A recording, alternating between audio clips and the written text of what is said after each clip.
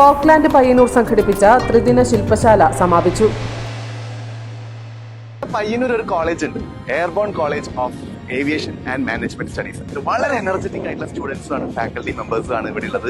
ഇങ്ങനത്തെ സ്റ്റുഡൻസിനെ കാണാൻ പണിയാണ്. അപ്പൊ എങ്ങനെയാണ് കാര്യം തുറന്ന് നോക്കിയാലോ? Come on follow.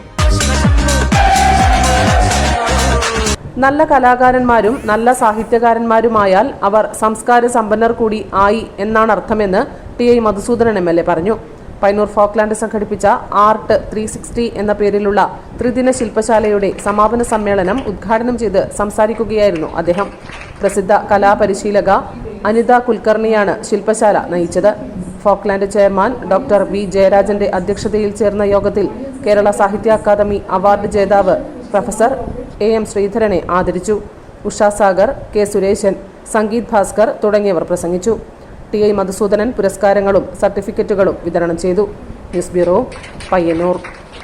ഒരുപാട് ആക്ടിവിറ്റീസ് ഉള്ള വളരെ ഡിഫറെന്റ് ആയിട്ടുള്ള ഒരു ക്ലാസ്, അതുപോലെ സ്മാർട്ട് കുട്ടികളും. അതെ, ഞാനും അഭിഷാദ് ഗുരുവായൂരും കൂടെ ആളുടെ പുതിയ ബെൻസിൽ പോണത് പയ്യന്നൂരേക്കാണ്. ഇവിടെ പയ്യന്നൂർ ഒരു കോളേജ് ഉണ്ട്, airborne college of aviation and management studies. വളരെ എനർജറ്റിക് ആയിട്ടുള്ള സ്റ്റുഡൻസും ആണ്, ഫാക്കൽറ്റി മെമ്പേഴ്സും ആണ് ഇവിടെ ഉള്ളത്.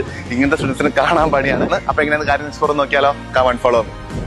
കുട്ടിയേക്കുള്ള ഒരുപാട് മോട്ടിവേഷൻ പോയിന്റ്സുമായിട്ടാണ് ഞങ്ങൾ ഇവിടെ എത്തിയത്.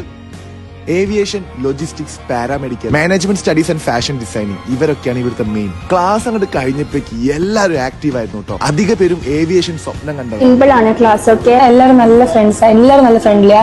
ഈ റാഗിങ് അതൊന്നും അങ്ങനെയില്ല. പൈലറ്റ് ഒഴികെ ബാക്കി എല്ലാ മേഖലയിലേക്കും ഓപ്പർച്യൂണിറ്റി ഉണ്ട്.